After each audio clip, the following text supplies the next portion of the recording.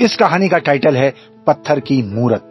एक बार एक छोटे से गांव में एक गरीब मूर्तिकार रहता था जिसका नाम रघु था। रघु की कारीगरी अद्भुत थी, लेकिन उसकी मूर्तियों की सही कद्र नहीं होती थी। वो दिन रात मेहनत करता, पर उसकी मेहनत का फल उसे ठीक से नहीं मिलता था। उसकी हालत इतनी खराब थी कि परिवार का पेट भरना भी मुश्किल हो गया था। एक दिन रघु को एक बड़े से मंदिर से एक मूर्ति बनाने का ऑर्डर मिला। ये उसके जीवन का सबसे बड़ा मौका था। उसने मन में ठान लिया कि वो अपनी कला से इस मूर्ति को अनोखा बनाएगा। रघु ने एक बड़ा पत्थर लिया और उसे तराशना शुरू किया। वो कई दिन और रात बिना थके मेहनत करता रहा, लेकिन एक दिन अचानक मूर्ति के बीच में दरार आ गई।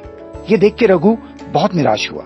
उसकी हिम्मत टूट गई और उसने सोच लिया कि अब वो कुछ नहीं कर सकता। लेकिन तभी एक वृद्ध व्यक्ति वहां से गुजरा और उसने रघु को हार मानते देखा।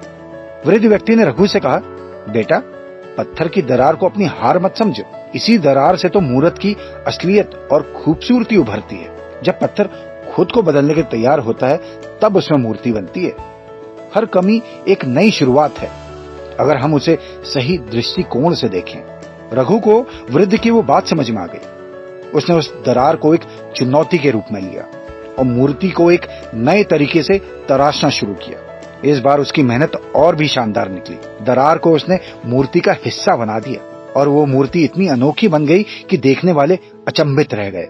और मंदिर के पुजारी ने मूर्ति देखकर कहा, ये केवल एक मूर्ति नहीं है, बल्कि कला का अद्भुत नमूना है। रघु की कारीगरी को सराहा गया और उसके बाद उसकी जिंदगी बदल गई। उसकी मूर्तियों की मांग बढ़ गई और वो गांव का सबसे प्रसिद्ध मूर्तिकार बन गया। तो दोस्तों, इस कहानी से हमें ये सीख मिलती है कि असफलता या कमी को हार नहीं समझना चाहिए। हर कमी में एक खूबसूरती छिपी होती है, और यदि हम सही नजरिए से देख सकें तो हमारी सबसे बड़ी कमजोरी भी हमारी सबसे बड़ी ताकत बन सकती है। दोस्तों, ऐसी और भी मोटिवेशनल कहानियों के लिए आप हमारा चैनल नेक इन इंडिया जरूर सब्सक्राइब करें और हाँ, बेल आइकन जरूर दबाइएगा।